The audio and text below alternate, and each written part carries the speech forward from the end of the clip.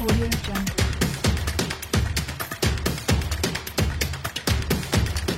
Audio Jungle. Assalamualaikum warahmatullahi wabarakatuh. Kembali lagi bersama saya Hamda Nurul Inayah di podcast Man Satu Nganjuk. Kali ini kita kedatangan tamu yang spesial, yaitu salah satu duta genre Man Satu Nganjuk. Halo Kak Sheila. Halo. Boleh perkenalkan diri ke penonton? Oke, perkenalkan nama saya Meva Nurani Sheila, biasa dipanggil Sheila. Saya adalah salah satu siswa dari Man Satu Nganjuk dan juga salah satu finalis Duta Genre Kabupaten Nganjuk tahun 2025. Di Man Satu Nganjuk ini Kak Sheila sedang duduk di bangku kelas berapa? Untuk saat ini saya sedang di bangku kelas 11 atau kelas 2. Kalau boleh tahu, apa sih yang dimaksud dengan duta genre? Oke, yang dimaksud dari duta genre itu sebenarnya genre itu adalah kependekan dari keluarga berencana. Banyak orang yang nyebut itu bukan genre tapi genre. Namun yang benar itu adalah pakai G bukan pakai J gitu ya. Karena banyak orang yang nggak tahu itu, makanya saya tadi sebutkan ya, karena ya biar orang itu pada tahu aja. Oh, ternyata penyebutannya begini karena masih banyak orang itu masih kayak sebenarnya ini apa sih gitu, masih kayak apa sih gitu, karena mereka itu nggak tahu sebenarnya genre itu seperti apa begitu. Nah, untuk duta itu adalah sebuah role model atau seseorang yang menjadi role model di mana mereka akan menjadi contoh teladan untuk remaja-remaja yang lainnya gitu. Jadi duta genre itu kepanjangan ya Kak? Betul. Selanjutnya, kita mulai dari awal perjalanan kakak sebagai duta genre. Bisa ceritakan bagaimana awal kakak tertarik menjadi duta genre? Oke, untuk awalnya itu begini. Sebenarnya semuanya itu berawal dari rasa sedih yang saya terima ya. Jadi waktu dulu saya tahunya itu dari salah satu kakak tingkat saya, yaitu Kak Aris yang merupakan salah satu finalis duta genre juga di tahun 2024. Nah, waktu saya masih kelas 2 atau masih MTS, saya tahu bahwa oh ternyata Kak Aris ini jadi seorang duta ya. Saya tahu tuh dari story WhatsApp-nya begitu ya. Karena oh Kak Aris jadi ini, wah aku jadi pengen gitu. Tapi awal mulanya saya tuh cuma tahu dari kata duta, genrenya aja. Dan genre pun juga sama, masih asing juga bagi saya. Dan saya pun jadi kayak, aduh seperti apa ya ini duta genre, kayaknya gak kesampaian. Saya sempat pesimis seperti itu. Dan akhirnya waktu naik ke kelas 10 atau kelas 1 SMA, saya berniat untuk daftar di salah satu SMA yang di sini itu terkenal favorit ya. Nah, di sana saya daftar dan masuk ke sana ya ternyata ketolak. Dan itu adalah hal yang menurut saya menjadi gejolak awal rasa sedih saya waktu di kelas 10. Nah, setelah itu orang tua saya memutuskan untuk memberikan saya amanah, kamu ke MAN aja ya, gitu. Hitung-hitung buat melanjutkan karena dulunya saya itu MI, MTS, kemudian sekarang melanjutkan ke MA, begitu. Nah, waktu itu cukup sedih dan sempat stres juga karena aku tuh dari dulu pengen ke sini, kenapa nggak kesampaian, begitu. Nah, waktu itu untuk masuk aja dan pakai seragam MAN itu jujur kayak nggak mau gitu ya. Karena ya kan bukan ini yang aku pengenkan gitu. Sedangkan aku lihat teman-teman aku pakai seragam yang aku inginkan tuh kayak kok mereka bisa ya seberuntung itu. Nggak tahu lah apa aku ini kurang apa ya kok bisa malah nggak masuk ke sana gitu. Jujur sedih dan apalagi waktu cap 3 jari di waktu MTS untuk pengambilan ijazah itu adalah titik paling puncak di mana aku tuh merasa sedih banget karena ketemu mereka yang pakai pakaian yang ya pengen banget aku pakai gitu. Dan malahan pikiran aku begini, kenapa kok aku pakai baju ini? Kenapa kok aku pakai ini? Kenapa sekarang aku di sini gitu? Dan itu jujur waktu sampai rumah sempat nangis juga dan gak cerita karena waktu itu aku ngira aku bisa kok membangkitkan semangatku lagi. Dan di situ aku mulai berpikir kalau ya udahlah, nanti aku mau buktiin ke teman-teman aku kalau aku nanti bisa lebih hebat daripada mereka tanpa harus bersekolah di sekolahan bagus tersebut. Ya, teman ini ternyata waktu masuk ke sini ya yang seperti yang saya pikirkan awalnya. Jadi cukup seru dan malahan sekarang aku bersyukur banget di sini. Soalnya ya, oh ternyata Man 1 begini, oh ternyata begini ya gitu. Jadi asik, jadi terbawa sampai sekarang dan jujur bangga banget di sini. Dan perasaan buat mau ke SMA tadi sudah hilang karena waktu kelas 10 semester 1, di situ aku mulai cari-cari tentang ekstra dan juga gimana sih caranya buat daftar ke Duta Genre gitu. Nah, waktu itu ada yang sosialisasi terkait PIKR dan di situ aku mulai tahu, oh ternyata kalau mau jadi Duta Genre harus ikut PIKR dulu ya. Oke, aku daftar dan akhirnya aku daftar dan dalam PIKR itu ternyata itu ada seleksi. Nah, seleksinya itu cuma diambil sedikit, cuma 20 orangan aja. Dan alhamdulillahnya entah kenapa kok bisa masuk gitu. Jadi awalnya tuh kayak ragu. Aku sendiri ragu sama diri aku sendiri. Bisa nggak ya? Alah tapi coba aja dulu pikiran aku gitu. Dan akhirnya masuk dan kakak kelas 12 yang waktu itu bilang kalau ayo kamu ikut Duta Genre ya, daftar aja. Tapi aku awalnya nggak pede karena tinggi badan aku yang menurut aku masih di bawah standar lah waktu itu. Dan bilang gini, nggak apa-apa, coba aja dulu, siapa tahu rezeki, bilangnya gitu kan. Oke, akhirnya dimulai. Perjalanan pertama yaitu yang disiapkan seperti berkas-berkas. Jujur berkasnya nggak terlalu banyak, cuma ya kita butuh effort buat mungkin menyiapkan program untuk Duta Genre-nya bagaimana, dan itu kan kategori untuk seleksinya ya. Nah, itu waktu itu sebenarnya modalnya itu cuma ada di public speaking. Dan entah kenapa dulu itu aku itu introvert parah. Orangnya gak pernah ikut organisasi apa-apa dan di sekolah itu cuma duduk, ya udah terus habis itu pulang. Jadi datang, duduk, dengerin guru, udah pulang kayak gitu. Gak pernah ikut organisasi apa-apa karena dulu aku benar-benar gak minat sama sekali sama yang namanya organisasi. Nah, hingga waktu di Man 1 Nganjuk ini akhirnya sadar, aku kayaknya butuh punya teman banyak, harus punya relasi banyak juga, dan aku perlu untuk merubah masa depan aku. Nah, akhirnya aku gak mau diam aja. Dengan aku daftar di Duta Genre itu, aku jujur aja, aku malah menambahkan rasa percaya diri aku. Bisa ngomong di depan orang, itu jujur adalah experience yang, wah menurut aku waktu itu. Karena apa? Semua itu berat sebenarnya. Kalau kita melakukan tidak ikhlas, itu pasti akan berat, susah, kaku. Tapi karena aku semua itu, ya karena tekad aku tadi, jadi aku bisa lancar. Dan alhamdulillahnya waktu itu masuk di top 20 ya. Jadi waktu itu ada sekitar 100-an peserta, 100 lebih peserta yang daftar. Dan alhamdulillahnya diambil 20 pasang, jadi ada 40 orang. Dan aku adalah salah satunya. Itu sungguh hal yang kaget lah, hal yang baru, yang sekaligus mengejutkan juga. Sebenarnya aku juga ada teman lagi, laki-laki, tapi waktu sekarang dia kan sudah pindah ke Jakarta karena ada kepentingan keluarga juga.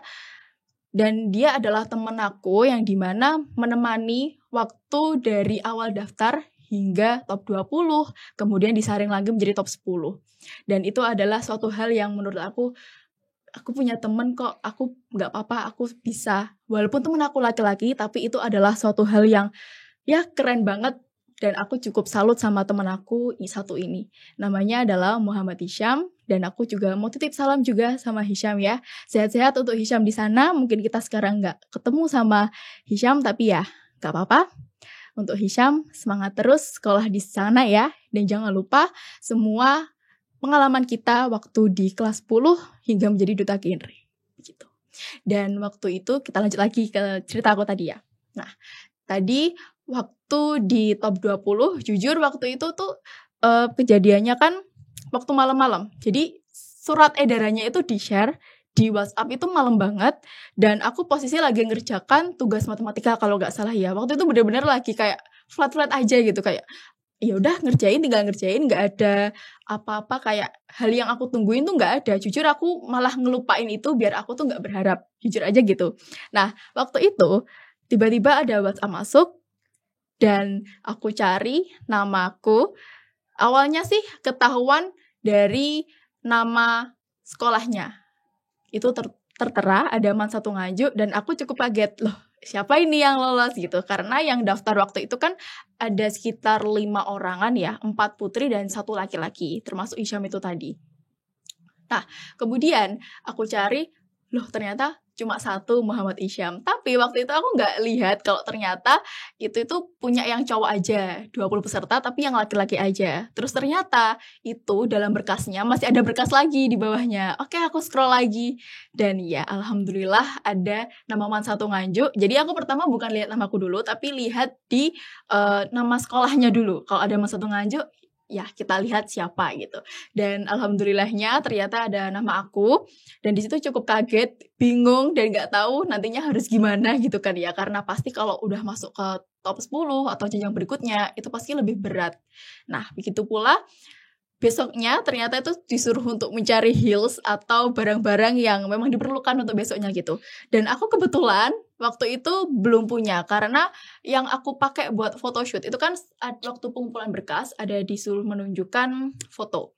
Nah, di mana fotonya itu pakai sepatu yang memang ketentuannya itu 12 cm. Nah, waktu itu aku tuh pinjem karena aku nggak punya expect apa-apa kalau aku tuh bakal masuk. Ya udah aku pinjam aja dulu, nanti aja waktu udah masuk beli gitu. Nah akhirnya waktu itu aku malam-malam nyari pinjaman sepatu lagi ke tetangga aku, dan alhamdulillahnya ada, yaitu pas lah 12 cm. Dan akhirnya aku bawa, ya cukup kaget juga masuk ke sana. Itu hawanya jujur kayak nyeremin ya, karena baru pertama kali aku dilepasin kayak gitu aja tanpa ada bantuan dari siapa-siapa. Ya ada temen ya 1 tadi, tapi kan laki-laki, jadi kan aku awalnya tuh gak terlalu deket juga sama dia gitu. Dan akhirnya waktu itu langsung dapat temen, ya lumayan lah, ada 3 atau 4, dan akhirnya sampai sekarang tetap menjadi keluarga di 20 besar. Hingga waktu itu melewati tes, ada yang namanya tes, bukan tes sih, sebelumnya itu ada pembekalan materi. Selama 2 hari atau 3 harian gitu, saya agak lupa. Intinya dalam pembekalan materi itu kita dituntut untuk mendengarkan, dan posisinya pun juga harus struktur ya, kayak harus tegak, senyum selalu. Kalau mau ngomong ya ngomong pakai bahasa yang santun, kemudian perkenalan lebih dahulu. Ya pokoknya kayak orang apa ya, aku nggak bisa jelasin ya. Intinya itu benar-benar seformal itu waktu pada saat itu. Jadi dari jam 7 pagi hingga sore itu dipanjer kayak diem aja udah gini, kemudian sambil dengerin narasumbernya ngomong gitu. Jadi kita tuh dapat pembekalan materi-materi begitu. Dan jujur di situ aku kaget karena aku tuh dulu gak pernah ngerasain kayak gini, dan tiba-tiba kok gini ya. Ya udahlah aku coba aja dulu, aku jalani sekuat mungkin ya, walaupun itu jujur pinggang sakit ya karena harus tegak berdiri terus seperti ini selama 2 harian ya. Terus jarak ke rumah aku ke Nganjuk juga, Nganjuk kota itu jujur jauh karena harus menempuh waktu sekitar 1 jam atau setengah jam itu kalau ngebut banget. Dan jadi kurang lebih estimasi 1 jam lah. Jadi make up itu harus pagi, kemudian bangun pagi juga pastinya, nyiapin barang-barangnya, nyiapin baju dan lain-lain. Nah waktu itu saat mulai seleksi, ada yang namanya seleksi secara langsung tatap muka, dan ada juga seleksi yang diberikan secara berkas, secara online begitu ya. Nah berkas itu untungnya aku langsung nyelesain itu dengan cepat, jadi aku langsung fokus ke yang untuk tatap muka gitu ya. Waktu itu jujur kaget, tapi juga gimana ya, karena aku itu ada di urutan paling depan karena aku tingginya paling paling lucu, tingginya paling lucu. Jadi aku ada di nomor paling depan, dan akhirnya setiap tes itu selalu duluan gitu. Entah itu dapat juri yang masih fresh ya. Juri kan kalau masih awal-awal gitu kan masih kayak semangat gitu buat nanyain kita, kan semangat banget ya. Nah waktu itu dapat juri yang seperti itu jujur kagok dan panik, tapi alhamdulillahnya, dan aku pun juga heran kenapa dalam kepanikanku itu selalu ada aja kosakata yang keluar dari mulut aku. Dan entah itu kosakatanya itu kayak gimana, dan aku pikir-pikir kosakatanya tuh nyambung kok. Dan jujur itu kayak ada AI gitu yang tiba-tiba ada di otak aku gitu. Dan sempat waktu itu groginya itu karena ya aku bisa selancar ini ya. Nah waktu itu ada 4 juri yang dimana per jurinya ini orangnya jujur ya agak ada yang nyeremin, ada juga yang juri enjoy, tapi semua itu kembali ke diri kita. Bagaimana kita itu mengatasi kepanikan kita dan juga mengatasi cara public speaking kita begitu. Dan waktu itu jujur aku waktu itu agak panik waktu di pertanyaan terkait tentang kesehatan. Namun karena waktu itu untungnya pertanyaannya gak terlalu rumit, jadi aku lebih kayak pede aja. Oh ternyata gak serumit yang aku pikirkan gitu. Dan akhirnya terjawablah pertanyaan-pertanyaan itu. Hingga ketika sudah selesai pulang, malam waktu itu pulangnya sekitar jam 7 malam baru selesai, baru keluar ruangan. Dan itu masuk ke rumah itu baru sekitar jam 9 malam. Dan jujur capek banget. Tapi setelah itu sekitar menunggu 1 hari atau 2 harian, barulah surat edaran itu keluar. Dan kebetulan banget di Man Satu Nganjuk ini juga ada yang namanya harlah ya. Hari lahir Man Satu Nganjuk. Dan kebetulan waktu itu aku juga disibukkan karena ada panitia juga. Jadi aku gak terlalu memikirkan itu. Jadi aku udah mempersiapkan ke diri aku kalau nanti kalau misalkan gak ini ya udahlah nggak apa-apa gitu. Oke, dan akhirnya waktu itu jam 12 siang dibilangin lah sama kakak tingkat aku, ini loh hasilnya udah keluar. Dan akhirnya aku lihat-lihat ternyata ada nama aku di situ. Jujur nangis, kaget, seneng juga karena aku sudah bisa membalaskan semuanya. Karena semuanya energi itu aku tuh aku limpahkan ke lomba ini gitu loh. Aku limpahkan semuanya dan jujurnya kok nyantol gitu. Dan akhirnya aku merasa terharu sendiri, seneng, sedih aku rasain sendiri selama itu. Karena itu banyak banget yang harus dilewati ya. Mungkin kedengarannya sedikit atau singkat, tapi itu berlangsung selama kurang lebih 2 bulanan kalau tidak salah. Jadi kita harus tetap fokus belajar, apalagi kena puasa kan. Kena puasa, kemudian ada pembelajaran KBM juga.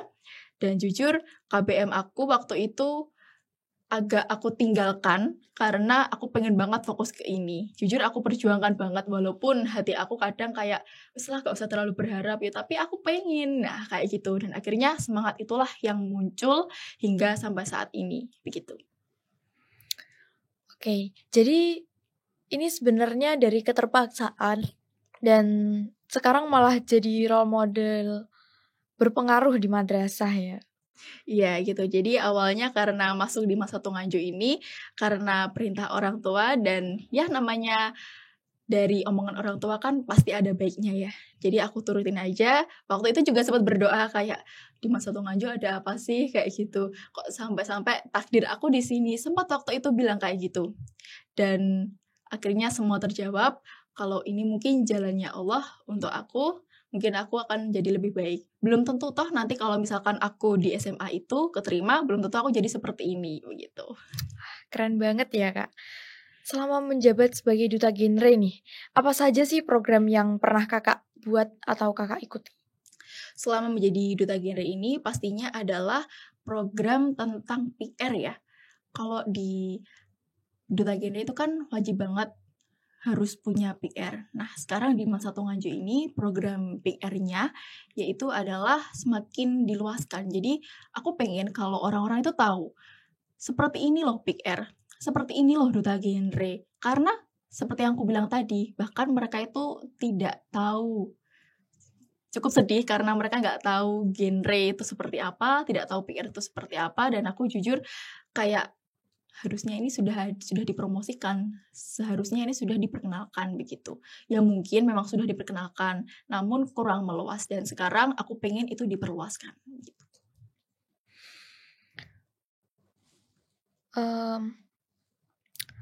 Siapa sih yang paling merasakan manfaat dan bagaimana Kakak menilai keberhasilan program tersebut? Tentunya yang paling merasakan adalah kita sebagai narasumber dan juga mereka sebagai pendengar. Dan mengapa demikian? Ya karena ini kan program terkait tentang saya atau teman-teman yang menjadi pembawa materi dan juga teman-teman para remaja lainnya yang mendengarkan. Nah, kalau kita memberikan program seperti itu kepada mereka, ya pastinya itu akan berpengaruh.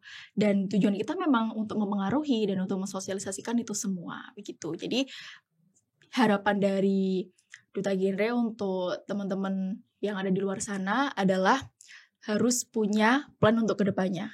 Walaupun kemarin-kemarin masih belum buat, tapi sekarang nggak ada kata terlambat, segera buat, karena apapun itu yang namanya berencana harus segera diberikan plan-plannya ya, karena untuk masa depan itu tidak semudah yang kita pikirkan, gitu.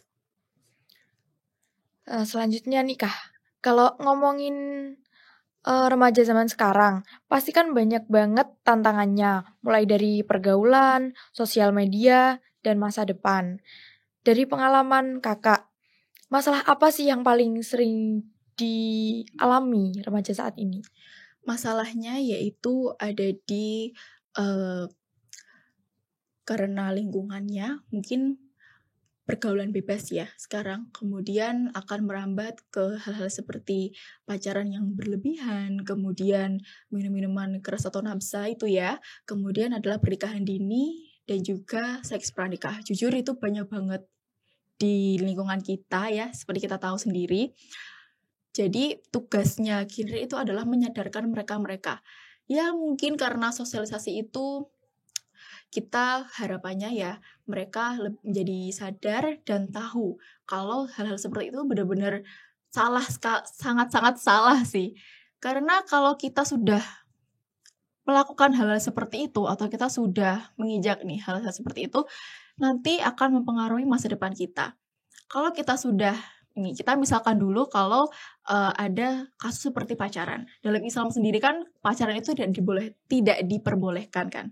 Nah, kemudian kalau pacaran itu nantinya pasti akan melakukan hal-hal yang ya nggak pasti, cuma kebanyakan para remaja sekarang itu bukan lagi kayak ngobrol, sharing tentang apa, tapi mereka sekarang sudah mulai main tangan, mulai pakai bahasa-bahasa tubuh yang seperti itu.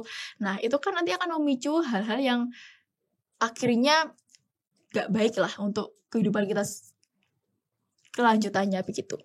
Nah, kalau kita sudah mendekati hal seperti itu, pastinya yang ditakutkan itu mereka akan lanjut. Nah, itu yang ditakutkan.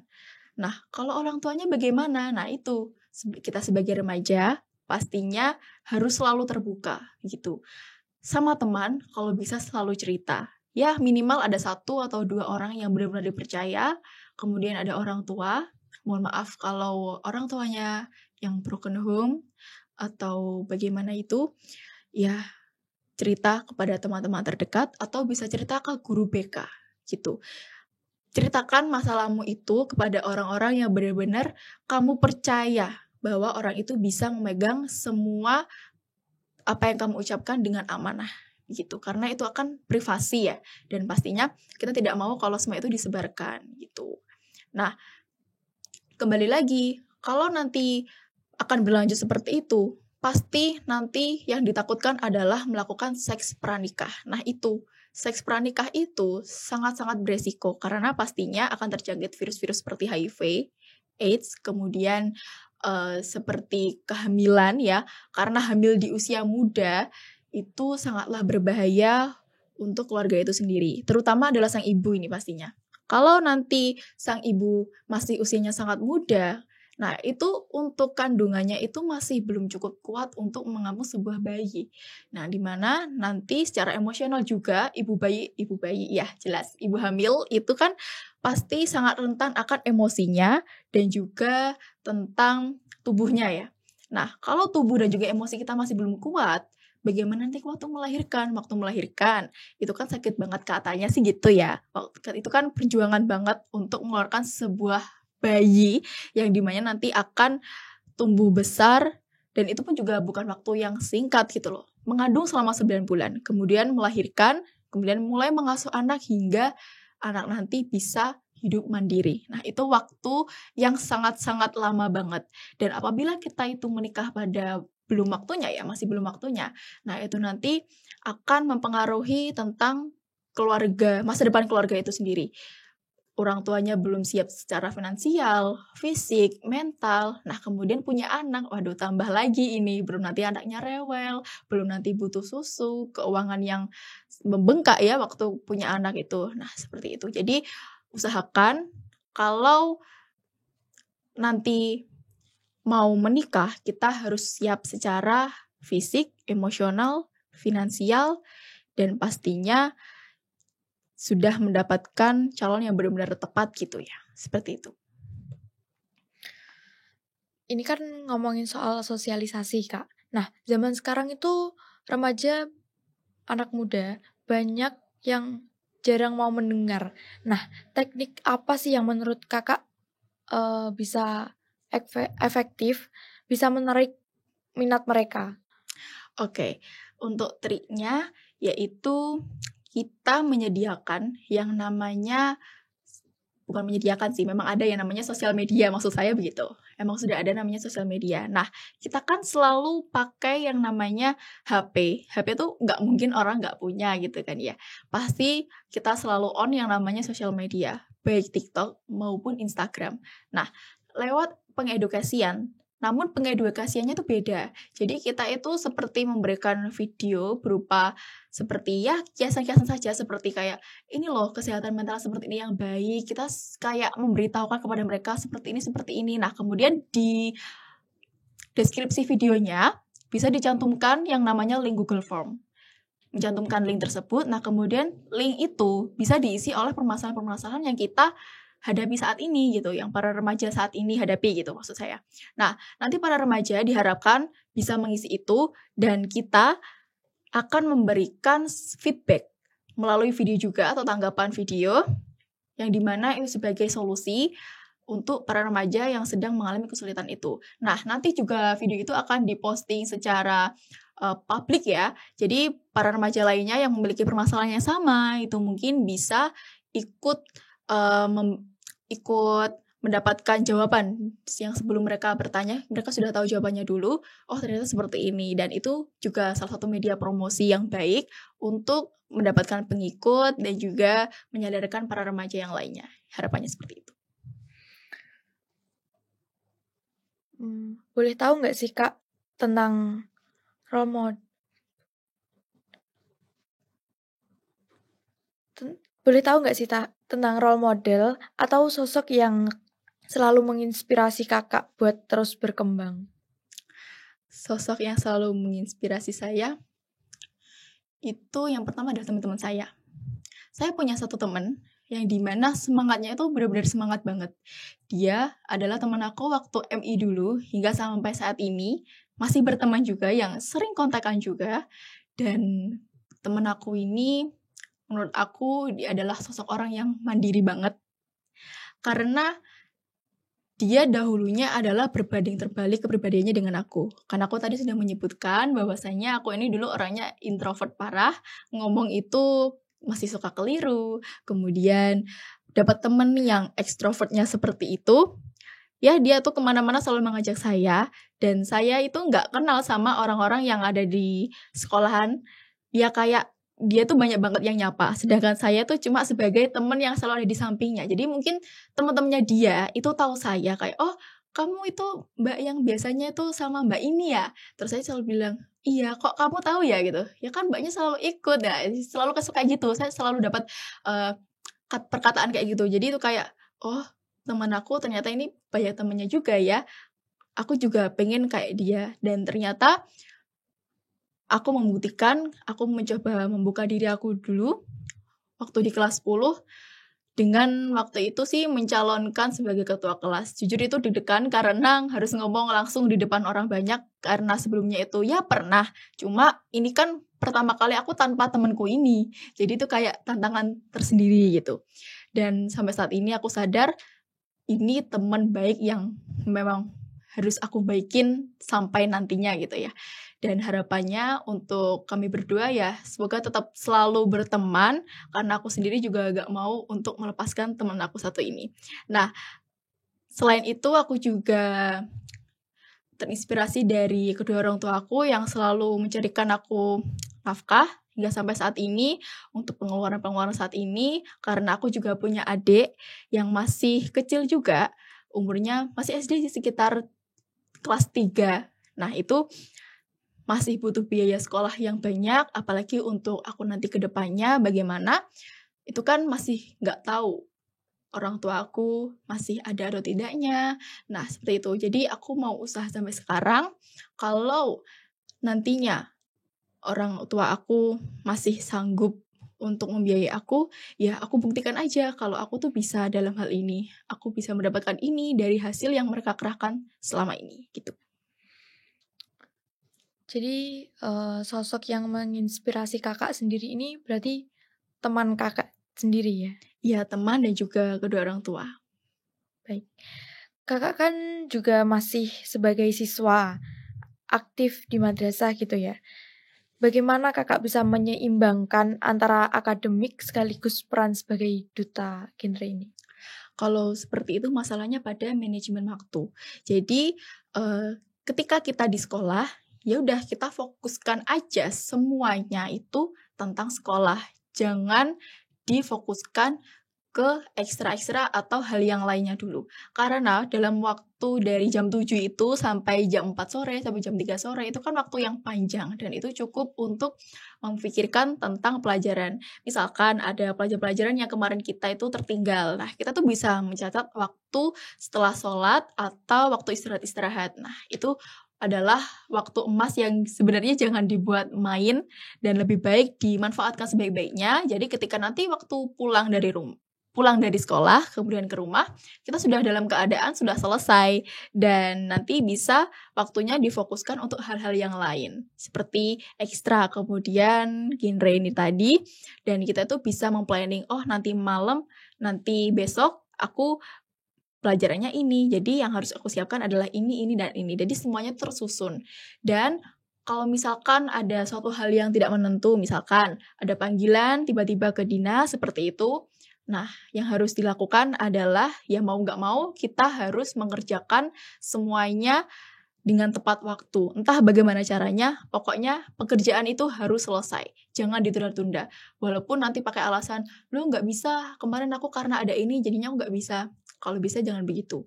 Karena itu nanti akan membuat diri kita jadi kayak memohon untuk meminta, aduh waktunya kok bentar banget sih, mengeluh lah hal-hal seperti itu. Karena setiap orang itu cuma diberi waktu 24 jam dan harus digunakan sebaik-baiknya. Jadi begitu, bagaimana cara kita untuk mengatur waktu agar lebih baik dan lebih tertata dan tidak keteteran gitu ya. Gitu. Oke, yang terakhir nih Kak, bisa nggak sih kakak kasih motivasi atau pesan-pesan kepada Sobat Mansa untuk generasi muda ke depannya? Oke, untuk pesan-kesan dan juga motivasinya, ya ini juga termasuk motivasi buat aku sendiri yang selama ini aku pakai, yaitu jangan pernah melihat keberhasilan orang lain dengan mata telanjang, tapi lihatlah proses dan juga jerih payah mereka, bagaimana mereka berusaha untuk mendapatkan posisi tersebut atau mendapatkan prestasi tersebut. Dan semuanya itu tidak ada yang instan, semua proses itu berat, dan pastinya butuh tenaga, pikiran, dan juga memeras keringat, dan itu sangatlah membuat kita menjadi tertekan dan akhirnya malas-malasan. Nah, seperti itu harus dihilangkan. Jadi, anggapannya semua itu adalah proses yang singkat. Anggap aja seperti itu, dan itu adalah poin penting dari semuanya. Juara itu tidak penting, tapi yang penting adalah proses dan juga hal yang kamu dapatkan setelah kamu melakukan hal tersebut. Gitu. Oke, terima kasih banyak buat Kak Sheila yang sudah meluangkan waktunya dan sudah menceritakan sedikit perjalanan hidup Kak Sheila.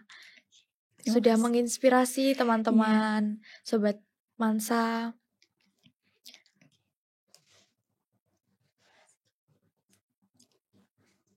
Terima kasih Sobat Mansa, saya Hamdan Nurul Inayah, pamit undur diri. Wassalamualaikum warahmatullahi wabarakatuh. Audio Jungle.